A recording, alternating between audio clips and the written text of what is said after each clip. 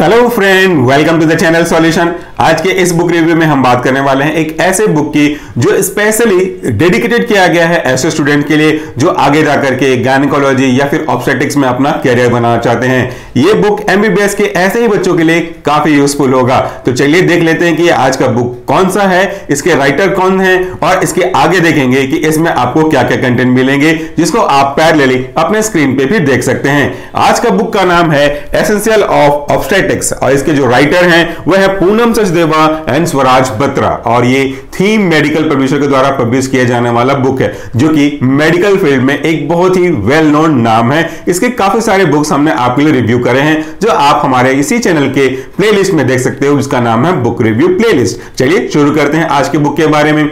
जब कभी भी हम बात करते हैं किसी ऐसे कॉम्प्लेक्स सब्जेक्ट की तो डेफिनेटली वो सब्जेक्ट कॉम्प्लेक्स होने के कारण से कई बच्चों के द्वारा थोड़ा सा अनटच रह जाता है। लेकिन जब हम बात करते हैं एक ऐसे सब्जेक्ट की जिसका डायरेक्ट और इनडायरेक्ट दोनों तरीका का कोई रिलेशनशिप एक व्यक्ति से ना होकर के दो व्यक्तियों से होता है, तो वो सब्जेक्ट अपने आप में प्राइम इंपॉर्टेंस की चरम सीमा को टच करने लगता है। जब हम बात करते हैं गायनेकोलॉजी की तो वो एक हद तक किसी एक पर्टिकुलर व्यक्ति के ऊपर डिपेंड करता है, इनडायरेक्टली आगे जाकर के दो व्यक्तियों के कॉन्टेक्ट में आ सकता है। लेकिन जब हम बात करते हैं ऑब्स्टेट्रिक्स के बारे में तो डेफिनेटली डायरेक्टली भी और इनडायरेक्टली भी ये दो लोगों के साथ डील कर रहा हुआ होता है। तो जब कभी भी आप ऐसे सब्जेक्ट को चूज करते हैं जहां पे आपको गायनेकोलॉजी और ऑब्स्टेट्रिक्स के बारे में पढ़ना होता है तो आपका नॉलेज भी उसी के हिसाब से अटपार लेवल पे होना चाहिए, क्योंकि छोटी छोटी बातें भी काफी हद तक सामने वाले को अफेक्ट कर सकती हैं और ऐसे व्यक्ति को भी अफेक्ट कर सकती हैं जो अभी भी इस दुनिया में आया ही नहीं है। आज की बुक में आपको कौन कौन से पॉइंट्स मिलने वाले हैं, कंटेंट कौन कौन से मिलने वाले हैं, वो सब कुछ मैं आपको डिस्प्ले कर रहा हूं आपके स्क्रीन के पैरेलली में। सबसे पहले अगर आप देखेंगे अपने बुक्स में तो आपको मिलेगा टेबल ऑफ इंडेक्स, जिसे आप कंटेंट भी बोल सकते हो। तो ये डेफिनेटली आपके सिलेबस के अकॉर्डिंगली है, जिसमें मुख्य रूप से आपके ऐसे चीजों को इंक्लूड किया गया है जिसका यूज आपको आपके प्रैक्टिकल नॉलेज के पॉइंट ऑफ व्यू से as well as theoretical knowledge के पॉइंट ऑफ व्यू से फुलफिल करने में यूज होगा। एक बार डिटेल देखना चाहेंगे तो डिस्क्रिप्शन बॉक्स में भी देख सकते हैं, पैरेलल स्क्रीन पे भी देखते चलिए। इसके बाद हम बात करते हैं इससे कुछ बेसिक और हाईलाइटेड चैप्टर के बारे में। ऑल्दो पूरे के पूरे जो बुक हैं वो हर एक पेज इंपॉर्टेंट है। अगर मैं बात करूं कि इसमें टोटल पेजेस कितने हैं तो अप्रोक्सीमेटली 676 पेजेस इसमें इंक्लूड किए गए हैं। तो हर एक पेज में कुछ ना कुछ खास बातें हैं। बुक मार्क के तौर पर मैं कुछ हाईलाइट ही पॉइंट लेके आता हूं ताकि समय आपका यूज हो सके और बच सके हमारा भी समय। इसमें पहली बार अगर हम बात करेंगे तो इसमें फीमेल एनाटॉमी जरूर इंक्लूड होगी। जब आप बात करते हो गायनेकोलॉजी की, जब हम बात करते हैं ऑब्स्टेट्रिक्स की, तो एक एनाटॉमी के पॉइंट ऑफ व्यू से स्टडी करना बहुत जरूरी हो जाता है। पार्ट्स के बनावट कैसी हैं, बेसिक स्ट्रक्चर कैसा है, कौन कौन से और अदर पार्ट एसोसिएटेड होते हैं, इनकी जानकारी होना बहुत ही जरूरी है, क्योंकि बिना एनाटॉमी, और एक बार मैं और इंक्लूड कर दूं, बिना फिजियोलॉजी, तो anatomy as well as physiology दोनों चीजें बहुत ही इंपॉर्टेंट हैं। सो until and unless you do not have clear knowledge about anatomy and physiology you cannot move further। तो ये दो चीजें आपके लिए बहुत जरूरी हैं। इसीलिए चाहे आप गायनेकोलॉजी की बुक देखें चाहे आप ऑब्स्टेट्रिक्स की बुक देखें, आपको सबसे पहले एनाटॉमी जरूर देखने को मिलेगा। उसके बाद हम बात करते हैं फीटस एंड प्लेसेंटा के बारे में, जो कि एक ऐसा कनेक्टिंग लिंक है जिसका डायरेक्ट और indirect, most of the cases direct relationship उस मदर से होता है जो कि एक प्रेगनेंसी कंसीव कर रही हैं। तो यहां पे ऑब्स्टेट्रिक्स में हमको यह देखना है कि उनके बीच में कनेक्टिंग लिंक जो कि प्लेसेंटा है, ऑब्वियसली इसकी बनावट कैसी है, इसकी स्ट्रक्चर कैसी है, इसका मूवमेंट कैसा है, इसका पोजीशन कैसा है, ये सब चीजों के बारे में आपको इस टॉपिक में दिखाई देगा। उनके बेसिक पार्ट्स एंड फंक्शन के बारे में समझ में आएगा। तो the second most important topics of this book is foetus and placenta. इसमें आपके बेसिक पॉइंट्स को इंक्लूड किए गए हैं, उनके बेसिक वर्किंग मैकेनिज्म को एक्सप्लेन किया गया है और कुछ और भी हाईलाइट हैं जो कि आप यहां से देख सकते हैं। And at the last of each topic आपको कुछ बेसिक क्वेश्चंस मिलेंगे जो कि आपके एग्जाम के पॉइंट ऑफ व्यू से काफी यूजफुल होंगे। तो यहां पे आप देख सकते हैं development of embryo, development of foetus, और उसके बाद उनका जो movement of nutrition across the placenta, ये भी आप देख पाओगे कि कैसे होते हैं, कैसे उनकी बनावट होती है और अलग अलग जो बैरियर्स होते हैं।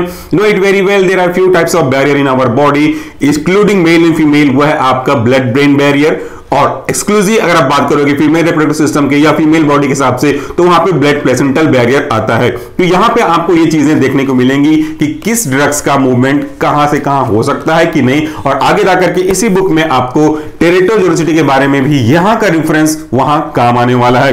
तो यहां पे आप देख सकते हैं अलग अलग जो अम्बिलिकल कॉर्ड है, उनके जो बेसिक नॉमेनक्लेचर है, इनकी जो एनाटॉमी है, उनका जो मूवमेंट है, उनके जो प्लेसेंटल ब्लड वेसल्स है, जो प्लेसेंटल मैच्योरेशन है, और वो कैसे डिलीवरी के बाद अलग किया जाता है, इन सारे पॉइंट्स को आप देख सकते हैं। यहां पे आपको serum HCG level at different weeks of pregnancy भी मिलेगा, जो कि बहुत इंपॉर्टेंट है। आगे जाकर के ये डायग्नोसिस के लिए भी यूज हो सकता है। जब कभी भी मूवमेंट होता है आपके मंथ बाय मंथ प्रेगनेंसी के हिसाब से, तो कुछ स्पेसिफिक हार्मोन्स होते हैं जिनके लेवल में फ्लक्चुएशन होता है, जिनको आप यहां से देख सकते हैं, एज वेल एज उसका ग्राफ भी यहां पे आप देख सकते हैं कि किस मंथ ऑफ प्रेगनेंसी में, किस ट्राइमेस्टर ऑफ प्रेगनेंसी में इस पर्टिकुलर हार्मोन का लेवल ज्यादा होता है। यहां पे आप अलग अलग चीजों को भी देख सकते हैं। प्लेसेंटल की एबनॉर्मैलिटीज कौन कौन सी होती है, जिसकी वजह से किसी न किसी एक कारण से, और भी बहुत सारे कारण में से एक कारण ये भी है कि आपके डेवलप होने वाले फीटस को अफेक्ट पड़ सकता है। यहाँ पे अब्रप्शन देख सकते हो, एमनियोनोटिज्म देख सकते हो, अलग अलग चीजें हैं। यहाँ पे आपको अल्ट्रासाउंड्स वगैरह भी दिख रहा होगा, इनकी जो एबनॉर्मलिटीज है वो भी दिख रही होगी। रियल इमेज यूज किया गया है, यहाँ पे आप देख सकते हैं These are the basically ultrasonic image, और दूसरा आप देख सकते हो इनके ओरिजिनल इमेज को और उनके एसोसिएटेड प्रॉब्लम को। यहां पे आप सब चीजों को बहुत ही आसानी से कलर डायग्राम के थ्रू देख सकते हैं। Each and every topic try to maintain its level, और ये सब कुछ पॉसिबल हो सका है इस थीम मेडिकल पब्लिशर के द्वारा पब्लिश किए जाने वाले बुक से। आने वाले कुछ समय में मैं इसके रिलेटेड और एक बुक की रिव्यू करूंगा, अगर पॉसिबल हुआ तो आप जरूर देखिएगा। यहां पे आपको इसके बाद कुछ बेसिक क्वेश्चंस दे रहे हैं ताकि आप ये पढ़ने के बाद सेल्फ इवैल्यूएशन कर सकें कि कितना चीज आपने ग्रास्प करके रखा हुआ है, and this is a very important point. Next topic जो मुझे इसमें हाईलाइट के रूप में लगाने का मन किया वो ये देखिए आप, endocrinology and physiology of pregnancy. Most of the cases जब हम जनरल फार्माकोलॉजी पढ़ते हैं तो वहां पे हमारे जो बेसिक कंपोनेंट हैं, या कहूं कि बेसिक इंपॉर्टेंट टॉपिक्स हैं, उसमें ये endocrinology is very very important. Basically अगर बोला जाए तो एंडोक्राइन ग्लैंड हो या एक्सोक्राइन ग्लैंड हो, दोनों इंपॉर्टेंट है, but in terms of pregnancy endocrinology और उसकी बेसिक फिजियोलॉजी बहुत ही इंपॉर्टेंट है, क्योंकि दीज आर सम बेसिक की रोल प्लेयर जो कि फ्लक्चुएशन के अकॉर्डिंगली प्रॉब्लम क्रिएट कर सकते हैं और एज वेल एज सपोर्ट भी कर सकते हैं। तो किस हार्मोन का लेवल कितना से कितना होना चाहिए, कितना ज्यादा नहीं क्रॉस करना चाहिए, each and every value place an important role in case of development of pregnancy as well as successful delivery of the foetus also. तो यहां पे हम इन चीजों के बारे में पढ़ेंगे। यहां पे आपको अलग अलग हार्मोन्स के बेसिक लेवल देखने को मिलेंगे।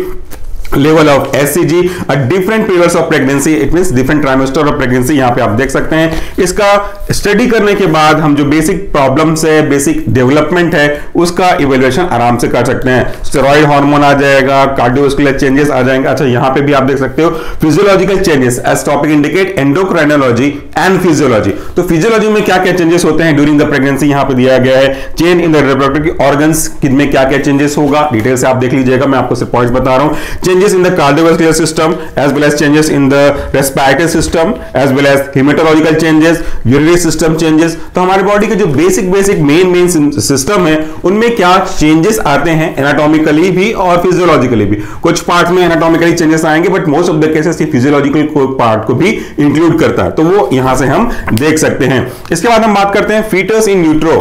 आपके जो फीटस का डेवलपमेंट हो रहा है, उसका जो पोजीशन है यूट्रस के बाद जो डेवलपमेंट है वुम्ब में, वहां पे कैसा इसका पोजीशन है, किस तरीके से आप इसको डिनोट करोगे, एक्सप्लेन करोगे, उनके बारे में भी यहां पे जानकारी दी गई है। डेमोन्स्ट्रेशन भी किया गया है, कलर्ड इमेज भी यूज किया गया है, पेपर की क्वालिटी भी काफी अच्छी मेंटेन करी गई है जो आपको काफी समय तक साथ देगी। तो इस तरीके से आप देख सकते हैं different denominations in different presentation of the different stage of pregnancy, यहां भी आपको ये चीजें मिलेंगी। हर एक पॉइंट इंपॉर्टेंट है। जब कभी भी हम बात करते हैं बुक रिव्यू की तो केवल उन्हीं पॉइंट्स को इंक्लूड किया जाता है जिनको लगता है कि ये पॉइंट आपको थोड़ा डिफरेंशिएट करेगा अदर बुक से। बाकी इतने सारे पेजेस में से हर एक पेज का एक्सप्लेनेशन करना शायद संभव ना हो। इसके बाद आप देख सकते हैं अलग अलग हाईलाइट्स मैंने लगाए हुए हैं, डिस्क्रिप्शन में भी मिलेगा आपको एग्जाम्पल के रूप में जो कौन कौन से सैंपल चैप्टर मिलेंगे, पहले डिस्प्ले में भी आप देख सकते हैं। Now next point is diagnosis of pregnancy. Although this is very very easy nowadays to diagnose knows if someone is having pregnancy or no. But यहां पे कुछ बेसिक चीजों के अलावा कुछ जो स्पेसिफिक डिजाइनिंग की गई है कि कैसे आप डायग्नोस कर सकते हो, जो कि एक कॉमन आदमी के लिए पॉसिबल नहीं है, उनको भी यहां पे डील किया गया है। इसके अंतर्गत कई चीजें दे सकते हैं, changes in the sign of symptoms देख सकते हो कि जो एनाटॉमिकल पार्ट्स हैं, ब्रेस्ट हैं, इनमें क्या चेंजेस आने लगते हैं, कैसे आप डायग्नोस कर सकते हो, उनके बारे में भी यहां पे बताया गया है। I am trying to show you, I hope कि आपको दिखे।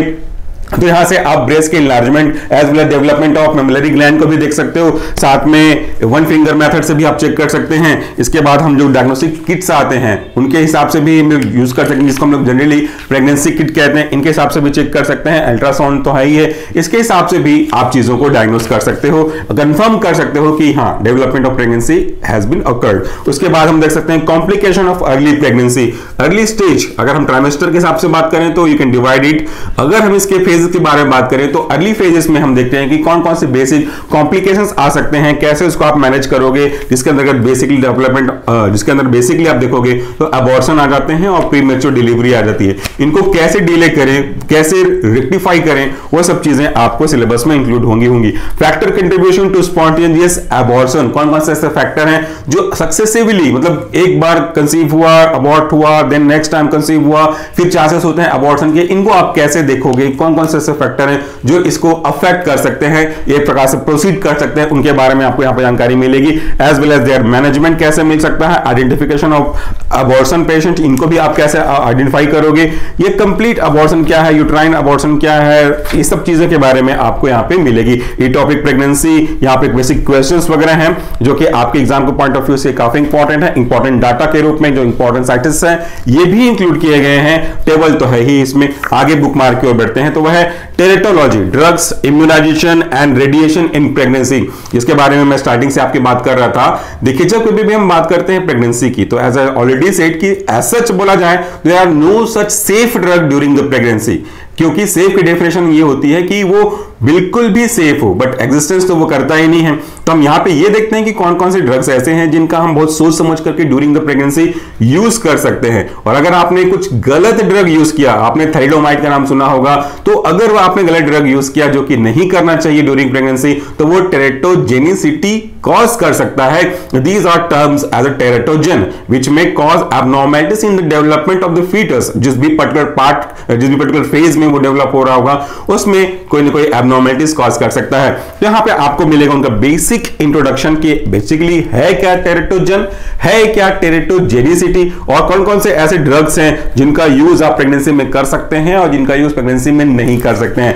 इसके ऊपर हमने ऑलरेडी एक सेपरेट वीडियो बनाया हुआ है, ड्रग सेफ इन प्रेगनेंसी, वो भी इंक्लूड किया जा सकता है अगर आप पढ़ना चाहें। साथ में जो बेसिक गाइडलाइन है एफडीए का, कैटेगरी वाइज अलग अलग कैटेगरी है, example A B C D X, ये क्या क्या कैटेगरी हैं जिनका यूज कर सकते हैं या किसका यूज नहीं कर सकते। जस्ट फॉर एग्जांपल, तो एग्जांपल मैं कंसीडर करूंगा जो कैटेगरी ए है वह control study so no risk, जिसकी ऊपर स्टडी की गई है वो कहता है कि इसको यूज करने से इसके ऊपर कोई भी रिस्क नहीं होगा। किसके ऊपर? प्रेग्नेंट वुमेन के ऊपर कोई रिस्क नहीं होगा।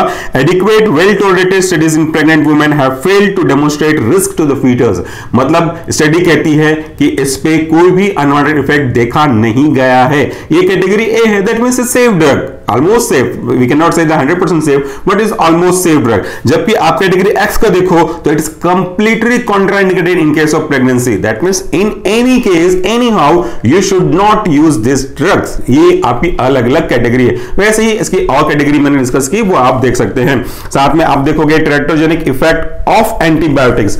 एंटीबायोटिक्स आज के डेट पे एक ऐसा मेडिसिन बन चुका है जो बेसिकली कहूं कि तू डाल डाल में पांच पात, मतलब जब कभी भी आपको मेडिसिन देंगे तो एंटीबायोटिक्स साथ साथ आपके चलेगा ही। ये एक पूरी तरह से सही प्रैक्टिस नहीं है। तो इस केस ऑफ प्रेगनेंसी कौन कौन सा एंटीबायोटिक्स का यूज किया जा सकता है और कौन कौन सा नहीं किया जा सकता। जस्ट फॉर एग्जांपल यहां पे देखिए teratogenic effect of some antibiotics, drug का नाम दिया हुआ है फर्स्ट ट्राइमेस्टर टेरेटोजन और उसके बाद है प्रीनेटल इफेक्ट। तो अगर हम बात करते हैं पेनिसिलिन की तो इस पे फिलहाल कोई इफेक्ट नहीं है। अगर हम बात करते हैं ट्राइमेथोप्रेम की तो yes it is having some effect on first trimester. तो ये चीजें भी पता होनी चाहिए, आपको पता होनी चाहिए। पेशेंट के पास इतना नॉलेज नहीं होगा, डेफिनेटली नहीं होगा कि वो किसका यूज करे ना करे। हालांकि हम सबको ये कहते हैं self medication is always hazardous in any of the case, either for pregnant women और for general public, but it is our responsibility कि मेडिकल प्रैक्टिशनर जो भी है वो ये देखें, समझे, जाने कि इन केस ऑफ प्रेगनेंसी किस ड्रग को दिया जा सकता है और किस ड्रग को नहीं दिया जा सकता, which is the safe alternative for that particular drug which is contraindicated in case of pregnancy.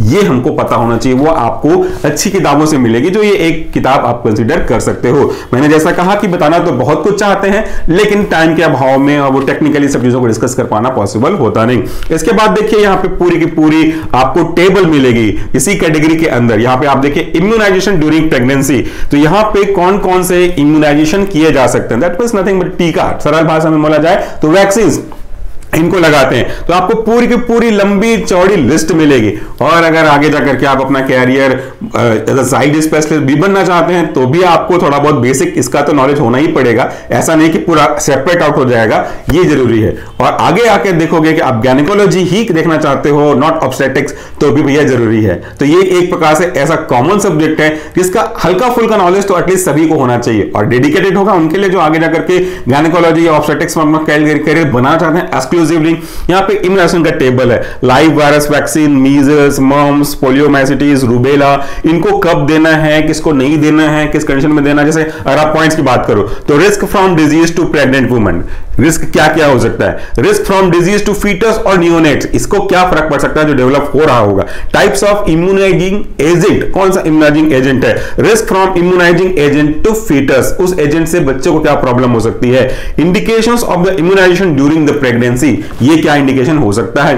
कई बार आपने कोविड-19 केस में भी गवर्नमेंट की जो इनिशियल गाइडलाइंस थी उसमें तो देखा ही है कि जो कोविड-19 का वैक्सीन था वो प्रेग्नेंट वुमन और लैक्टेशन वुमन को नहीं दिया जाना चाहिए था। बाद में उन्होंने थोड़ा मॉडिफाई किया and that is now being going on. तो ये अलग अलग केस स्टडीज होती है जिसके ऊपर ध्यान में रखा जाता है। और ये केवल एक पेज का नहीं है, यहाँ पे आपको मल्टीपल पेज में इस तरह के टेबल्स मिलेंगे, इसलिए मैंने इन टेबल के स्टार्टिंग और लास्ट में भी बुक मार्क लगाया हुआ है। So these are very very important जिनको आप कंसिडर कर सकते हो। और एक बात तो मैं आपसे बताना ही है कि ये कोई पेड प्रमोशन नहीं है, और ये बुक अप्रोक्सीमेटली 900 के आसपास का है, जिसके ऊपर डिस्काउंट आपको मिल जाएगा। तो लगभग एक रफ में बोल रहा हूं आपको 700 के आसपास मिल जाएगा। अगर आप एक कोड अप्लाई करते हैं, वो कोड है पटेल 30, उसके लिए आपको इस बुक को इस ऑफिशियल साइट पे जाना है थीम मेडिकल पब्लिशर का, जिसका लिंक आपको डिस्क्रिप्शन में मिल जाएगा।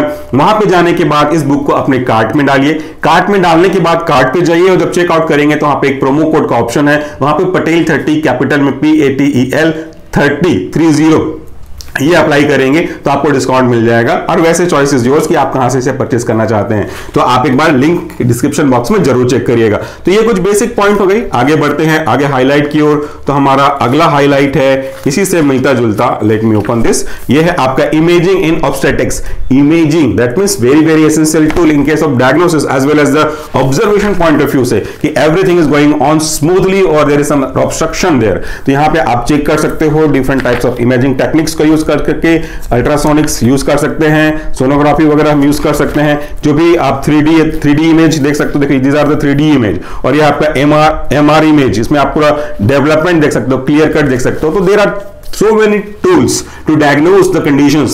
ये जो मंथली रिपोर्ट चेक करते हैं इसी हिसाब से वो करते हैं। इसके बाद अगला जो हमारा पॉइंट है वह है management of normal labour. Normal labour को कैसे मैनेज किया जाए, क्या क्या बेसिक कॉम्प्लिकेशन आ सकते हैं वो भी होगा। इनिशियल एग्जामिनेशन से फाइनल डिलीवरी तक क्या क्या चीजें करनी है, कैसी करनी है, वो यहां से आपको मिल जाएगा। Coming to the next book mark, that is advantage and disadvantage of lower segment operation over classical caesarean delivery. क्या क्या बेसिक एडवांटेज हैं लोअर सेगमेंट सिजेरियन के या फिर बेसिकली क्लासिकल सिजेरियन के, ये डिफरेंशिएशन करने के लिए पूछा गया है। तो ये आप देख सकते हैं, this is an important differentiation.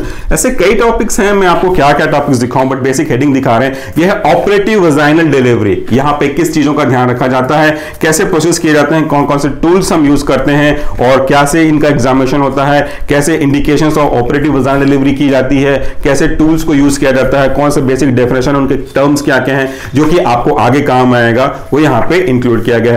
इसके बाद है anaesthesia and analgesia for obstetrics. Anaesthesia and analgesia, these are very very important. हमको पढ़ा हुआ है फार्माकोलॉजी में कि एनेस्थेसिया का ओवरडोज में भी प्रॉब्लमेटिक, अंडरडोज में आल्सो भी problematic. So it's very essential duties for the doctors as well as anaesthesiologist to calculate the proper amount of anaesthesia so that the operation process में मूव स्मूथली। ये बहुत important points है जिसके बारे में आपको यहां जानकारी मिल जाएगी।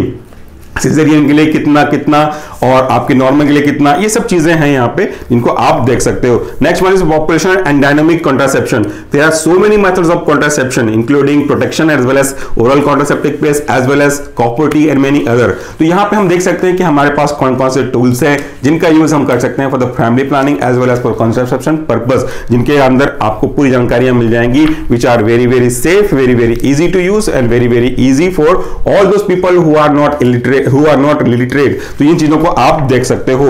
हर एक चीजों को समझाया भी जा सकता है, जब आप समझेंगे तो इन चीजों को भी हम इसमें इंक्लूड करते हैं। चार्ट भी दिया गया है। फाइनली मूव करते हैं next one, as new born infant. जो नया बच्चा आया है उसके ऊपर कौन कौन से कॉम्प्लिकेशन है, उसको कौन कौन से प्रॉब्लम हो सकते हैं, जैसे जॉइंटिस हो गई या फिर न्यूरोनेटल डायबिटीज की बात करते हैं या फिर कोई और चीजें हो सकती हैं। तो इसमें आपको मिल जाएगा उनके cord, skin, eye care, initiation of breast feeding as well as analysis of different parameter, postpartum, सब चीजों के बारे में यहाँ पे आपको जानकारी मिल जाएगी। Breast feeding, care of the newborn, कैसे उसको केयर किया जाना चाहिए, बेसिक प्रोटीन्स, बेसिक जो भी न्यूट्रिशन है like protein, lactose, fats, calcium, haematinic factor and different types of other drugs, उनका भी लिस्ट आपको एज ए टेबुलर फॉर्म में यहाँ पे मिलेगा। So these are important topics as well as important point for the obstetrics as well as gynaecology, जो आके आप देखेंगे। हालांकि स्पेशली डेडिकेटेड है ऑब्स्टेटिक्स के ऊपर। इसके बाद diabetes mellitus in pregnancy, although there are so many problems which are associated in case of pregnancy, जैसे ब्लड प्रेशर का बढ़ जाना,